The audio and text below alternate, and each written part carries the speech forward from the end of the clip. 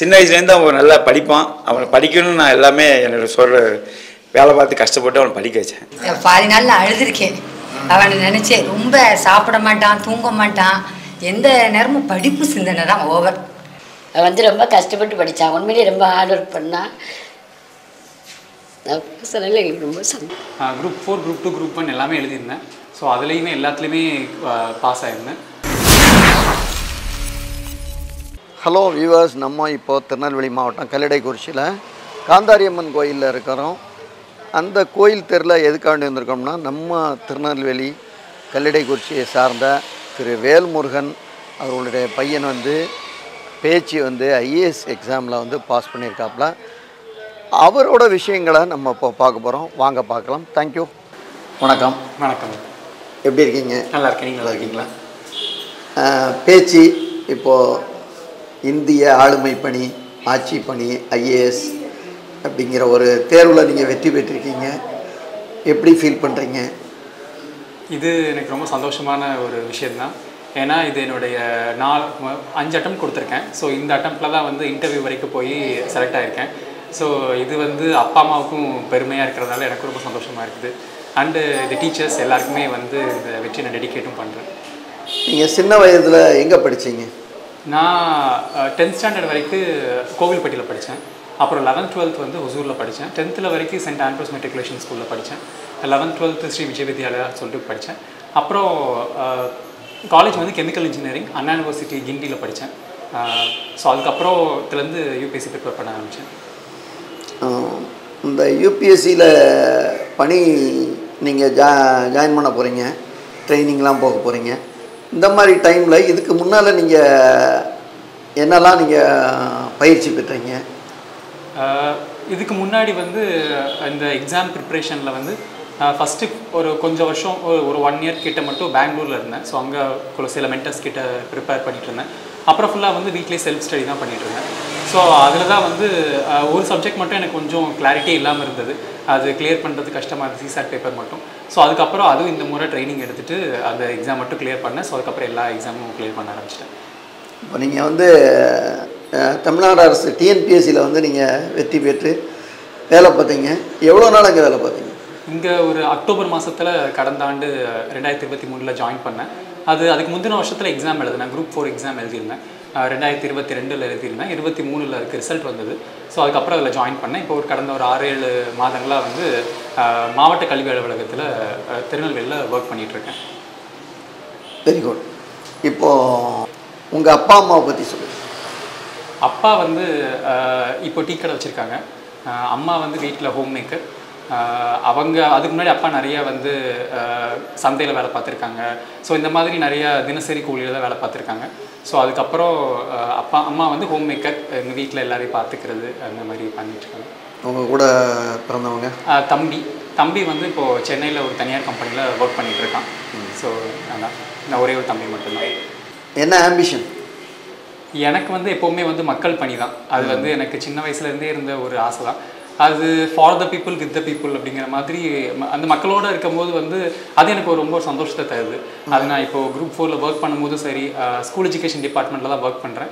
So அதுலேயுமே ஏதாவது நம்ம ஒரு குழந்தைங்களுக்கு ஒரு ஸ்காலர்ஷிப் கொடுக்குறதா இருக்கட்டும், இல்லை ஒரு டீச்சர்ஸ்க்கு ஒரு எஸ்பிஎஃப் கொடுக்குறதா இருக்கட்டும், எந்த விஷயமா இருந்தாலுமே அது செய்யும் போது ஒரு மன திருப்தி இருக்குது. ஸோ கண்டிப்பாக இந்த மன திருப்திக்காக நான் ஒர்க் பண்ணுறேன். ஸோ மக்கள் பணி தான் எப்போவுமே என்னுடைய முதல் விஷயமா இருக்கும். இப்போ கவர்மெண்ட் சர்வீஸ் போயிட்டீங்க, எஜுகேஷன் டிபார்ட்மெண்ட்டில் ஒர்க் பண்ணிகிட்டு இருக்கீங்க. அதுக்கப்புறமும் நெக்ஸ்ட்டு என்ன பண்ணீங்க? நான் முதல்ல என்னுடைய எய்ம் ஐஏஎஸ்ஸாக தான் இருந்தது. பட் சில சூழ்நிலைகளுக்காக நான் குரூப் 4 எழுத வேண்டியிருந்தது. குரூப் 4, குரூப் 2, குரூப் 1 எல்லாமே எழுதியிருந்தேன். ஸோ அதுலேயுமே எல்லாத்துலேயுமே பாஸ் ஆகிருந்தேன். அதுக்கப்புறம் யூபிஎஸ்சி எக்ஸாம் எழுதினேன். யூபிஎஸ்சி எக்ஸாம் எழுதும் போது எனக்கு நான் இன்டர்வியூ போகும்போது எங்கள் மேடம் தயாபதி நலதம் தான், அவங்க தான் டிஓவாக இருந்தாங்க. அவங்ககிட்ட இந்த மாதிரி சொன்னேன், இந்த மாதிரி நான் எக்ஸாம் எழுதியிருக்கேன் ஆல்ரெடி. ஸோ அதில் இன்டர்வியூ ஸ்டேஜ் வந்திருக்குது, நான் அதுக்கு போகும்போது அவங்க எனக்கு லீவும் கொடுத்தாங்க. ஸோ அதுக்கப்புறம் தான் நான் ப்ரிப்பேர் பண்ணேன். எனக்கு அந்த ஒரு 3 மாதங்கள் நான் அந்த டிஓ ஆஃபீஸில் ஒர்க் பண்ணதால எனக்கு எப்படி ஒரு கவர்மெண்ட் ஆஃபீஸ் இருக்கும், எப்படி ஒரு கவர்மெண்ட் ஆஃபீஸ் ரன் ஆகும், இப்போ எப்படி நம்ம வந்து ஜென்ரலாக வெளியே இருந்து பொதுமக்களாக பார்க்கும்போது வந்து அரசாங்க அதிகாரிகள் வந்து சில பேர் வேலை செய்ய மாட்டாங்க, அப்படி இப்படி நம்ம நிறைய குறைகள் சொல்லுவோம். ஆனால் சில பேர் வந்து அவங்க எவ்வளோ உண்மையாக வேலை செய்கிறாங்க, அங்கே அவங்களுக்கு ஏற்படுற பிரச்சனைகள் என்ன அதெல்லாமே எனக்கு தெரிஞ்சது. ஏன்னா ஒரு கடைநிலை ஊழியராக இருக்கும்போது தான் வந்து அவங்களோட பிரச்சனைகளை பற்றி நம்ம வந்து தெரிஞ்சுக்கும் போது தான் ஒரு மேலே போகும்போதுமே வந்து நம்ம அவங்கள வந்து சாதாரணமாக பார்க்க மாட்டோம். எல்லா ஊழியர்களுமே வந்து மக்கள் பணிக்காக தான் வராங்க. ஸோ எனக்கு அந்த எக்ஸ்பீரியன்ஸ் நிறைய கிடச்சிதாங்க. ஸோ அது எல்லாமே தான் என்னோடய இன்டர்வியூலையுமே நான் போய் சொன்னேன். ஸோ எனக்கு அது வந்து ரொம்ப ஹெல்ப்ஃபுல்லாகவும் இருந்தது. இப்போது பாஸ் பண்ணியாச்சு, இப்போ அடுத்த ட்ரைனிங் எப்போ போகிறீங்க? அது ஒரு 2-3 மாதங்கள் இருக்குது. அங்கே வந்து உத்தரகாண்டில் முசோரியில் தான் ட்ரைனிங். ஸோ அது ஒரு 2-3 மாதங்களுக்கு அப்புறம் வந்து ட்ரைனிங்க்கு போகிறேன். ட்ரைனிங் முடிஞ்சு நம்ம தமிழ்நாடு சர்வீஸ் வரீங்க. அது வந்து நமக்கு அந்த அங்கே போனதுக்கப்புறம் தான் அலோகேஷன் தெரியும். ஸோ அது தமிழ்நாடு அப்படிங்கிறது தெரியல. ஸோ ஆனால் அது அங்கே போனதுக்கப்புறம் அலோகேஷன் வரும். இப்போ எந்த மாநிலமாக இருந்தாலும் இது மக்கள் பணி தான். ஸோ அதனால் எனக்கு அது இது ஆல் இந்தியா சர்வீஸ் அப்படிங்கிறதுனால, அகில இந்திய சர்வீஸுங்கிறதுனால எனக்கு அதில் உடன்பாடு தான். இப்போ அடுத்து ஐஏஎஸ் படிக்கணும் இந்த மாதிரி ஒரு கனவோடு இருப்பாங்க பசங்க எல்லாருமே, அவங்களுக்கு நீங்கள் என்ன சொல்ல வரீங்க? இந்த கேள்வி கேட்டதுக்காகவே உங்களுக்கு நன்றி. ஏன்னா இப்போது நம்ம ஊர் இந்த ஒரு கல்லிடைக்குறிச்சியோ இல்லை ஒரு அம்பாசமுத்திரமோ இல்லை திருநெல்வேலியோ இந்த மாதிரியான படிக்கணும், ஒரு அரசு பணிக்கு போகணும் அப்படிங்கிற ஒரு ஏழை குடும்பத்திலையோ நடுத்தர குடும்பத்திலையோ வந்து அப்படிப்பட்ட ஒரு கனவை முதல்ல காண்றதில்லை. ஸோ இது அப்துல் கலாம் சொல்லியிருக்காங்க, முதல்ல கனவு காணுங்கள், பெரிதாக கனவு காணுங்கள். முதல்ல அந்த ஒரு கனவு வேணும். அது வந்து ஏன்னா ஒரு பையனாக இருந்தால் ஒரு வீடு இருக்கட்டும், ஒரு சொத்து இருக்கட்டும், இது போதும் அப்படின்னு நினச்சிடுறாங்க. ஒரு பொண்ணாக இருந்தால் நகை கூட கல்யாணம் பண்ணி கொடுத்துன்னு நினைக்கிறாங்க. முதல்ல அந்த பேரண்ட்ஸே ஃபஸ்ட்டு மாறணும்னு நினைக்கிறேன். முதல்ல பெற்றோர்கள் மத்தியில் இந்த மாற்றம் வரணும். நம்மளோட குழந்தைகளை வந்து நிறைய படிக்க வைக்கணும்னு நினைக்கணும். ஏன்னா வந்து கல்வி செல்வம்லாம் எனக்கு தெரிஞ்சு வந்து மிகப்பெரிய செல்வம். அதுதான் என்னோட அப்பா அம்மா எனக்கு கொடுத்ததுமே. ஸோ அது வந்து அந்த குடும்பத்தையும் தலைமுறையவோ அந்த ஒரு இடத்தையும் கண்டிப்பாக மாற்றும்னு நான் நம்புகிறேன். ஸோ முதல்ல அப்பா அம்மா கிட்ட வந்து அந்த மாற்றங்கள் வந்து கண்டிப்பாக வரணும். ரெண்டாவது வந்து அந்த இதை படிக்கணும்னு நினைக்கிறவங்க கிட்ட வந்து ரொம்ப தேவையானது வந்து பொறுமையும் விடாமுயற்சியும். அது ரொம்ப அவசியம். அது இந்த எக்ஸாம்ஸ் மட்டும் இல்லை, எந்த காம்படிட்டிவ் எக்ஸாம் எழுதினாலும் சரி, நீட்டாக இருந்தாலும் சரி, இல்லை டிஎன்பிசியில் குரூப் 4லேருந்து எல்லா எக்ஸாம்ஸ் எது எழுதினாலுமே சரி, அது ரொம்ப வந்து பொறுமை விடாமுயற்சி ரொம்ப முக்கியம். முதல் அட்டம்ப்டில் நம்ம வந்து தோற்று போயிட்டோம் அப்படிங்கிறதுனால திருப்பி வந்து அது அப்படியே நான் எழுத மாட்டேன் அப்படின்னு சொல்லி இருந்துடக்கூடாது. திருப்பி முயற்சி பண்ணணும். நம்ம பண்ண தவறுகளை வந்து சரி பண்ணிக்கணும். அது ரொம்ப இம்பார்ட்டன்ட்டு. நம்ம ஒலிம்பிக்ஸில் போய் நம்ம கோல்டு மெடல் வாங்குறதுனாலும் சரி, ஒரு எக்ஸாம் எழுதுறதுனாலும் சரி, கண்டிப்பாக வந்து நம்ம என்ன தவறுகளை செஞ்சோம் அப்படிங்கிறத கண்டிப்பாக நம்ம வந்து திருத்திக்கணும். இதுக்கு வந்து நம்ம தமிழ்நாடு அரசு சார்பாகவே வந்து எய்ம் டிஎன் அப்படி டிஎன்னு சொல்லி ஒரு சேனல் இருக்குது, எய்ம் டிஎன் அப்படின்னு சொல்லிட்டு. அந்த சேனலில் அவங்க ஃப்ரீயாக ரிசோர்ஸே போடுறாங்க. குரூப் 4க்கு குரூப் 2க்குலாம் வந்து அவங்களே பாடம் எடுத்து அதை போட்டிருக்காங்க. அந்த மாதிரி விஷயங்களை நம்ம வந்து தெரிஞ்சுக்கலாம். இதே மாதிரி வந்து அகில இந்திய சர்வீஸ்க்கு வந்து ஆல் இந்தியா சர்வீஸ் ஐஏஎஸ் மாதிரியானதுக்கு ஆல் இந்தியா சிவில் சர்வீஸ் இன்ஸ்டியூட்டில் வந்து தமிழ்நாடு அதுவும் யூடியூப் சேனல் வச்சுருக்காங்க. ஸோ அதுலேயுமே நிறைய விஷயங்கள் சொல்லித்தராங்க. இப்போயுமே வந்து சில அகாடமிஸ் வந்து சென்னையிலையுமே பார்த்தீங்கன்னா நிறைய வந்து ஒரு ஃபிலாந்த்ராஃபிக்காக நிறைய விஷயங்கள் பண்ணுறாங்க. நான் அவங்களுக்கு ஏதாவது ஒரு குடும்பத்துக்கு ஒரு நடுத்தர குடும்பமாக இருந்தால் அவங்ககிட்ட இருந்து பசங்களை படிக்க வைக்கிற இந்த மாதிரி நிறைய பண்ணுறாங்க. ஸோ முதல்ல நம்மக்கிட்ட அந்த முயற்சி இருக்கணும். ஸோ முயற்சி எடுங்க. அப்புறம் வந்து ரொம்ப முக்கியமானது பயிற்சி. விடாமல் வந்து நீங்கள் வந்து நிறைய பயிற்சி பண்ணணும். இந்த எக்ஸாம்ஸ் வந்து ரொம்ப சாதாரணது கிடையாது. ஏன்னா ப்ரிலிம்ஸ் வந்து 2 பேப்பர் எழுதணும், மெயின்ஸ் கிட்டத்தட்ட நீங்கள் 9 பேப்பர் எழுதணும், அப்புறம் தான் இன்டர்வியூ. ஸோ இதில் வந்து எல்லா விதமான நமக்கு வந்து ஒரு ஹாலிஸ்டிக் அப்ரோச் இருக்கணும். நம்ம வந்து ஒரு எக்ஸாம் ஒரு பேப்பருக்கு மட்டும் படிக்கக்கூடாது, எல்லா பேப்பர்ஸ்க்கும் படிக்கணும். அதுக்கப்புறம் முக்கியமானது நான் என்ன சொல்வேன்னா, பரந்துபட்ட நம்மளுடைய ஜென்ரல் நாலேஜ் தேவை. அது அன்றாட நியூஸ் பேப்பர் படிக்கிறதா இருக்கட்டும், இல்லை அது நியூஸ் பேப்பர்லேயே தேவையான விஷயங்களை தெரிஞ்சு படிக்கணும். தேவையில்லாத விஷயங்கள்லாம் விட்டுறணும். நல்ல ஒரு நியூஸ் பேப்பர் எடுத்து படிக்கணும். செய்தித்தாள்கள் வாசிப்பு வந்து ரொம்ப அவசியம். அதே மாதிரி தான் வந்து நல்ல புத்தகங்கள் எடுத்து படிக்கிறதுமே. நம்ம ஸ்கூல் புக்ஸை தாண்டி நம்ம வந்து நிறைய புக்ஸ் வந்து நல்லா படிக்கலாம். ஒரு பரந்துபட்ட வாசிப்பு இருந்தாலுமே வந்து ரொம்ப நல்லா இருக்கும் அப்படின்னு நம்புகிறேன். நிறைய இறையன் பையஸ் அவர்கள்லாம் வந்து நிறைய புக்ஸ் எழுதியிருக்காங்க. நம்ம தமிழ்நாட்டிலேருந்து நிறைய பேர் நிறைய புக்ஸ் எல்லாம் எழுதியிருக்காங்க. அது இங்கிலீஷாக இருந்தாலும் சரி, தமிழாக இருந்தாலும் சரி, ஒரு நல்ல புத்தக வாசிப்பு ரொம்ப அவசியம் நினைக்கிறேன். அது ஒரு நல்ல மனிதனை உருவாக்கும். ஸோ இந்த மாதிரியான நிறைய விஷயங்கள் ஒரு குவாலிட்டிஸை நீங்கள் டெவலப் பண்ணிக்கிட்டீங்க. அதெல்லாம் விட ரொம்ப அதிகமானது வந்து நம்ம மக்கள் பணி மீதில் இருக்கிற நம்மக்கிட்ட காதல், ஒரு அதீத காதல் இருக்கணும். அது இல்லை அப்படின்னா உள்ளே போனதுக்கப்புறம் கூட அது வெறுத்து போக ஆரம்பிச்சிடும். ஸோ ஏன்னா இது வந்து ஒரு 24/7 ஜாப் தான். நம்ம வந்து இந்த நேரம் அந்த நேரம் சொல்ல முடியாது. 24 மணி நேரமே நம்ம மக்களுக்காக உழைக்கிற மாதிரி தான் இருக்கும். அதில் நமக்கு அதீத காதல் இருக்கணும். நம்ம மக்களோட உழைக்கும் போது, மக்களுக்கு ஏதாவது நல்லது செய்யும்போது நமக்கு வந்து ஒரு ஏற்பட்ட சந்தோஷம் நிறையா இருக்கணும். ஸோ இந்த மாதிரியான குவாலிட்டிஸ்லாம் இருந்தால் கண்டிப்பாக வந்து நீங்களும் வெற்றி பெறலாம். மிக அருமையாக சொன்னீங்க.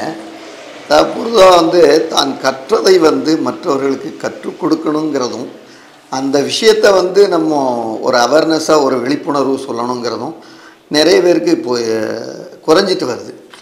ஆனால் அந்த இடத்துல பார்த்திங்கன்னா நான் ஒரு சின்ன கேள்வி தான் கேட்டேன். அதுக்கு இவ்வளோ ஒரு நீளமான விளக்கமும், இது இந்த தமிழ்நாடு அரசு வந்து ஒரு சேனல் நடத்துங்கிறதே நிறைய பேருக்கு தெரியாது. இப்போது அந்த மாதிரி விஷயங்கள் நீங்கள் சொன்னது இந்த மாதிரி இந்த வருங்கால நெக்ஸ்ட் ஜென்ரேஷனுக்கு வந்து ரொம்ப யூஸ்ஃபுல்லான ஒரு விஷயத்தை நீங்கள் ஷேர் பண்ணியிருக்கீங்க.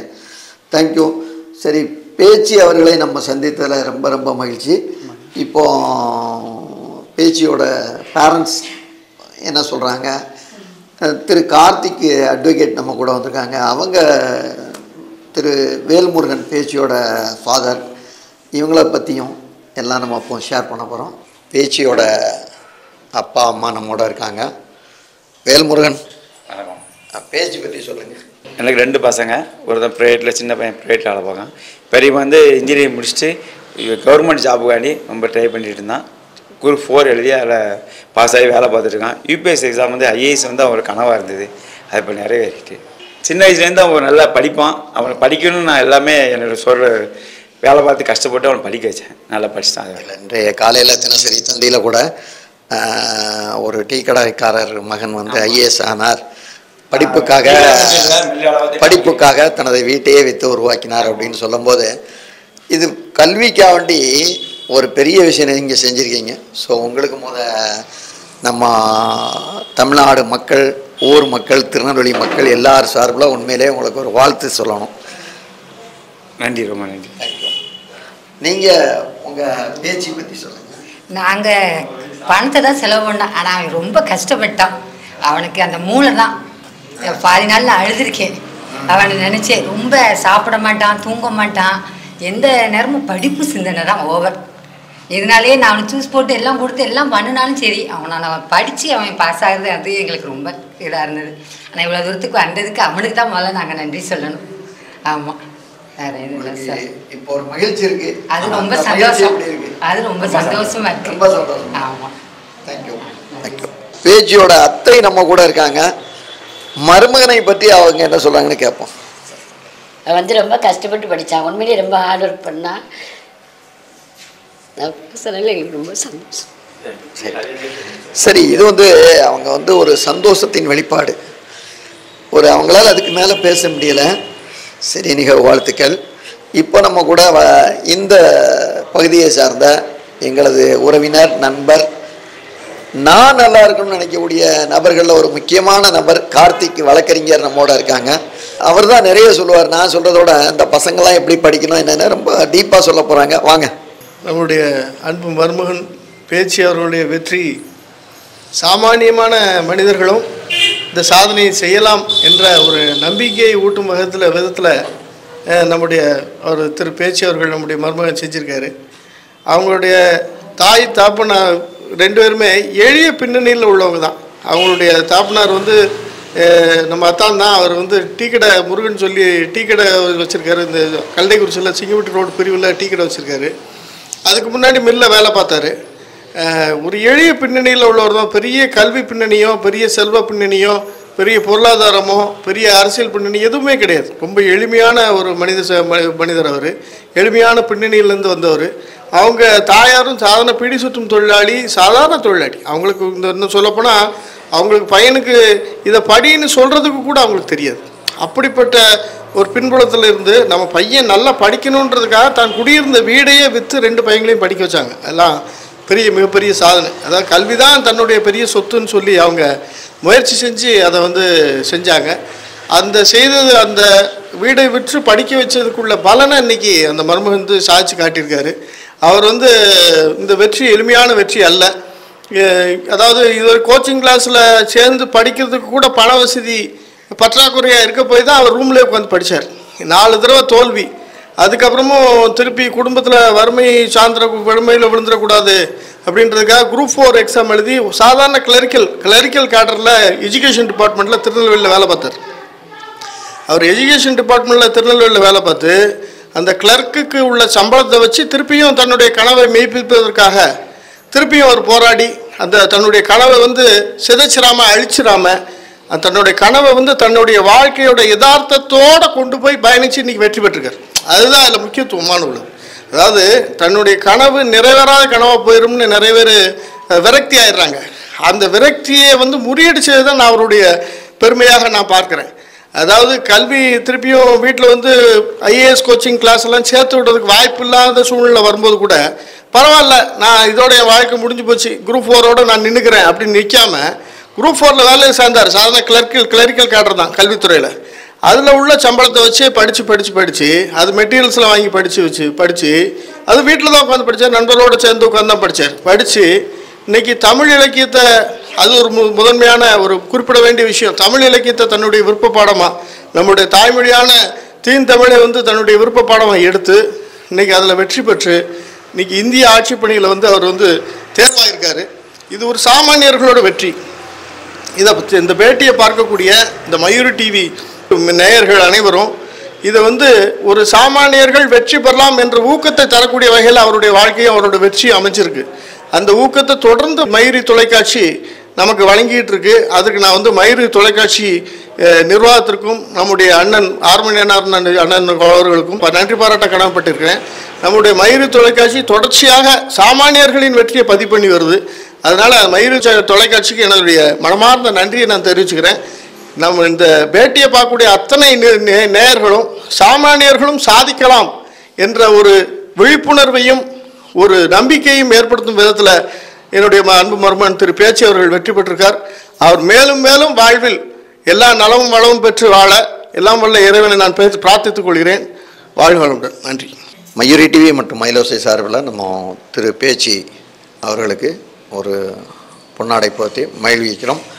இந்த பொன்னாடை என்னோடது மட்டும் கிடையாது. திருநெல்வேலி மக்கள், கல்லடைக்குறிச்சி மக்கள், நண்பர்கள், உறவினர்கள், மயூரி டிவி நேயர்கள் எல்லோரும் நமது நண்பர்கள், நம் பகுதி நல்லா இருக்கணும்னு நினைக்கக்கூடிய அத்தனை பேர்கள் சார்பாக இந்த பொன்னாடையை அவருக்கு அணிவிக்கிறேன்.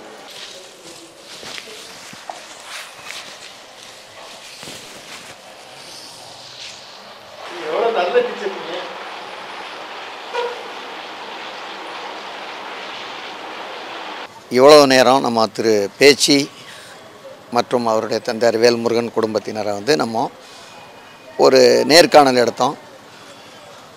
ஒரு ஐஏஎஸ் ஆகணும் அப்படிங்கிற ஒரு விஷயத்தை எவ்வளவு நேர்த்தியாக அவங்க சிறுவயது முதல்லையே படிச்சிருக்காங்கங்கிறது, ஒரு ஐஏஎஸ் ஆக போகிறவங்களுக்கு என்ன மாதிரி விஷயங்கள் எப்படி படிக்கணுங்கிற ஒரு மோட்டிவேஷனும் உருவாக்கின ஒரு அழகான பேட்டியை நீங்கள் பார்த்தீங்க. இப்போ ஐஏஎஸ் அதிகாரியாக இருக்காங்க, ட்ரைனிங் போக போகிறாங்க. நம்ம அவர்கிட்ட கேட்கும்போது அடுத்த ஜென்ரேஷனுக்கு நீங்கள் என்ன சொல்ல போகிறீங்க அப்படின்னு சொல்லும்போது ரொம்ப டீப்பாக நிறைய விஷயங்கள், இந்த ஐஏஎஸ் எப்படி படிக்கணும், என்னென்ன மெட்டீரியல்லாம் வாங்கணும் அப்படிங்கிறது பற்றி நம்ம ஒரு விரிவான பேட்டி கேட்டோம். முயற்சி திருவினையாக்கும், நீங்களும் ஐஏஎஸ் ஆகலாம்ங்கிற மாதிரி ஒரு மிகப்பெரிய ஒரு மோட்டிவேஷனை நம் பகுதி மாணவ மாணவிகளுக்கு மட்டுமல்லாது இந்த ஐஏஎஸ் படிக்கணும், ஐபிஎஸ் படிக்கணும், அரசு பணி போகணுங்கிற அத்தனை மாணவ மாணவிகளுக்கும் ஒரு விரிவான மோட்டிவேஷனை கொடுத்துருக்காங்க. ஸோ திரு பேச்சி அவர்களுக்கும் அவர்களது குடும்பத்தாருக்கும் மயூரி டிவி நேயர்கள் சார்பாக, மயிலோசை நேயர்கள் சார்பாக நன்றியை தெரிவித்தவுடன் நன்றி, வணக்கம், தேங்க்யூ.